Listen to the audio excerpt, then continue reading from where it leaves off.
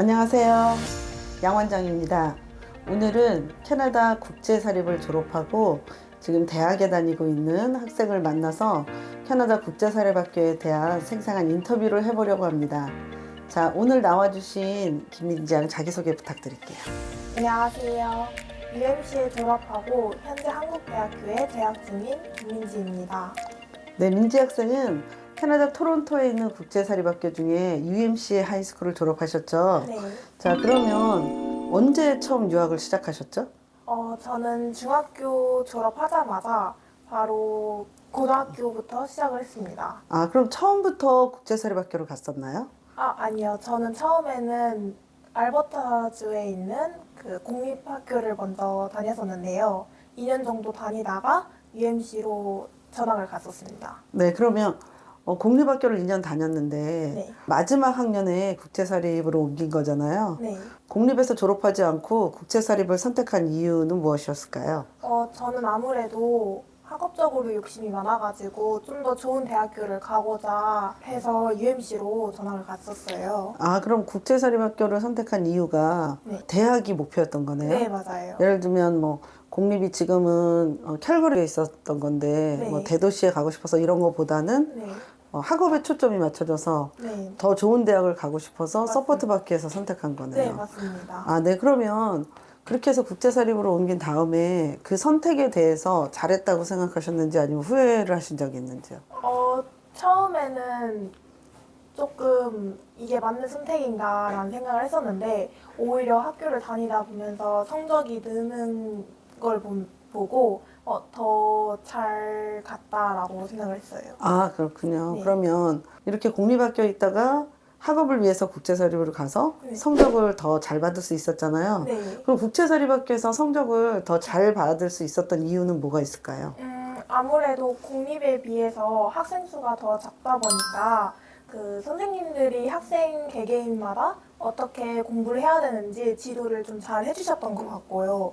시험을 다 보고 나서도 뭐 틀린 문제들 같은 경우는 다시 짚어주신다거나 좀 더 세세하게 공부할 수 있도록 그런 환경을 만들어줬던 것 같아요. 근데 반면에 공립 같은 경우는 조금 학생들이 어떤 공부를 하든지 간에 그냥 자기의 커리큘럼에 맞게만 그냥 수업에 진도를 나가는 방식이 이루어져가지고 조금 유학을 처음 하신 학생들에게는 힘든 과정이라고 생각합니다. 아, 그렇죠. 저 또한 그랬었고요. 네, 그러니까 공립은 유학생들한테 초점이 당연히 맞춰 있지는 네. 않고 현지 애들한테조차도 선생님들은 그냥 정해진 진도만 나가시고 네, 맞아요. 공부는 학생들이 각자 알아서 해야 되는 분위기.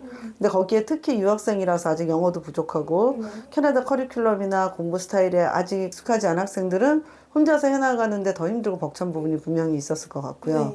네. 국제학생이라서 더 고려해주는 부분이 매우 작았겠죠. 네, 맞아요. 근데 이제 국제사립에 갔을 때는 다 국제학생끼리 모여있으면서 국제학생들의 학업 서포트를 위해서 만들어진 학교니까 네. 선생님들이 이제 매우 적극적으로 공부에 도움을 주시고 네, 맞습니다. 학생 하나하나 이제 하고 싶은 게 뭔지 전공하고 싶은 게 뭔지 맞춰서 수강 과목부터 과목 선생님들도 이 학생이 뭔가 부족한 부분이 있으면 얘기해 주시고 네. 그 부분을 더 할 수 있게 해주시고 심지어 시험이 끝난 다음에 채점하면서 짚어주시기까지 네, 해주고 짚어주고. 그럼 이제 다음 단계를 수강할 때도 더 도움이 됐을 거고. 네, 맞아요. 그리고 또 그 공부하는 분위기도 아무래도 국제 학생들끼리 공부를 하다 보니까 좀 더 낯설지 않다고 해야 되나? 그렇죠. 현지 아이들 틈에서 하는 것보다는. 네, 맞아요. 그리고 이제 게다가 또 나라별로 매니저 선생님들이 계시잖아요. 네. 한국 학생들을 위해서 또 한국 매니저 선생님들이 계시고 그분들 역할도 좀 도움이 됐을까요?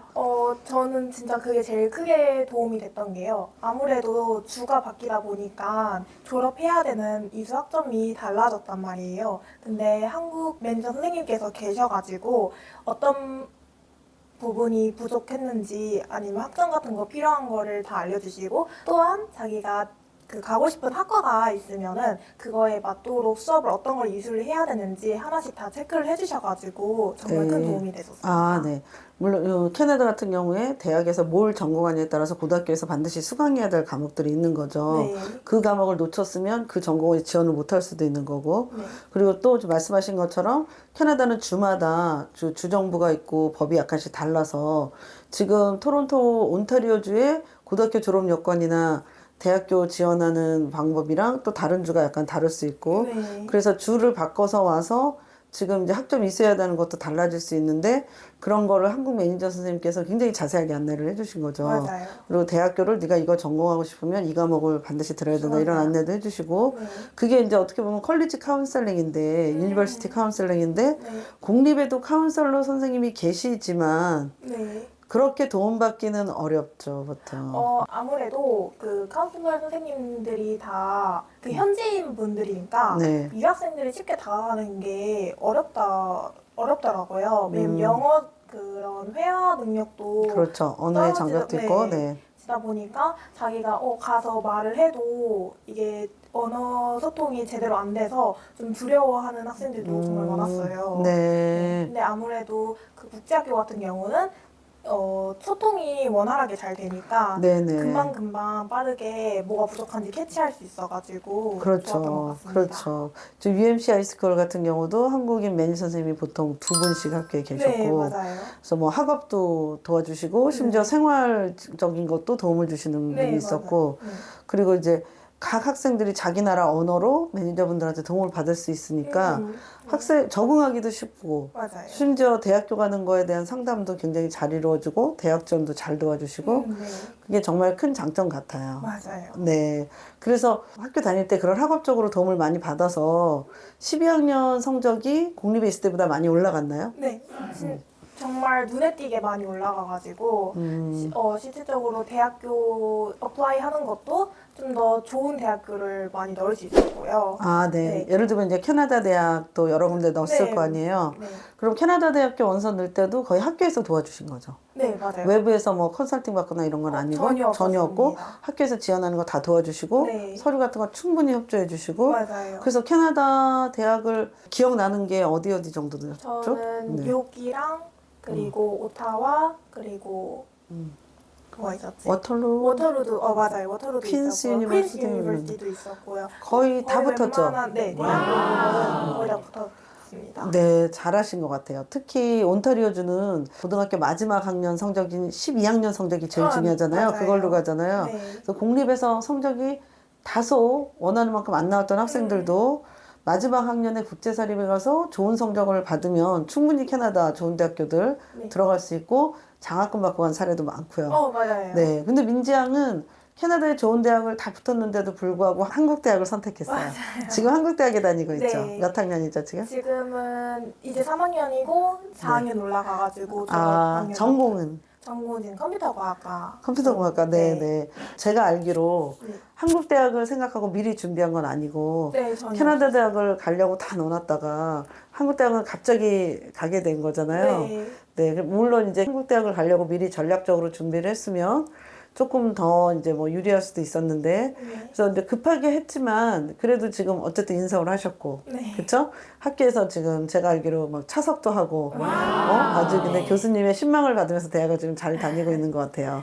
근데 그 캐나다 대학을 가지 않고 갑자기 한국 대학을 선택한 이유도 있나요? 저는 고등학교 막판에 팬데믹으로 인해 가지고 조금 심리적으로 힘들었어가지고 그 혈흔병도 돌고 부모님 옆에 있었는 마음이 커가지고 한국으로 돌아오겠다고 결심을 했었습니다. 네, 잘하셨네요. 네. 지금 한국 대학 올 때는 저희 유학원에 네. 해외고 졸업자 한국 대학 컨설팅 네, 맞습니다. 돈 받아서 왔고 네. 지금 한국 대학 다니시는 건 어때요? 만족도가? 너무 좋습니다. 너무 좋아요? 네. 후회 없어요? 물론 다시 캐나다로 돌아가고 싶은 마음도 크긴 한데 네네. 여기 유학원 통해가지고 네. 좋은 대학교 붙었고 네. 전공하는 것도 재밌어가지고 네. 후회 없습니다. 네, 그렇군요. 네, 유학을 생각하고 있는 후배들, 네. 특히 이제 지금 민지양처럼 중3 마치고 가거나 심지어 고1 마치고 떠나는 학생들, 네. 고2 마치고 이제 늦어서 못 간다 생각하지만 그때 국제학교 가는 학생들도 있거든요. 국제사립. 그런 후배들한테 캐나다 유학, 특히 이제 국제사립학교 유학을 추천하시는지. 자기가 정말 공부에 대한 욕심이 있거나 아니면 좀 좋은 대학교를 가가지고 하고 싶은 꿈이 명확하다면은 저는 국제학교 정말 추천드리고요. 선생님도 물론이고 학생들까지 그리고 한국인 컨설팅 매니저님도 계시니까 훨씬 더 좋은 학교 생활 할 수 있어서 꼭 갔으면 좋겠습니다. 아, 네. 네. 자, 오늘 이렇게 캐나다 국제사립학교 UMC 하이스쿨을 졸업한 민지 양을 모시고 인터뷰를 해봤는데요. 또 캐나다 국제사립학교 졸업 후에 캐나다 명문대뿐이 아니라 전 세계 명문대로 입학을 하고 있습니다. 특히 영국대학, 또 미국대학, 홍콩대학, 이렇게 한국대학 다 올 수 있는데요. 지금 중3, 고1 절대 늦지 않았습니다. 유학에 관심 있는 학생들, 특히 캐나다 유학, 캐나다 국제사립학교에 관심 있는 학생들은 영어 실력이 부족하거나 내가 성적이 안 좋거나 이런 거에 상관없이 언제든지 기회가 열려 있으니까 문을 두드려 주세요. 감사합니다. 감사합니다.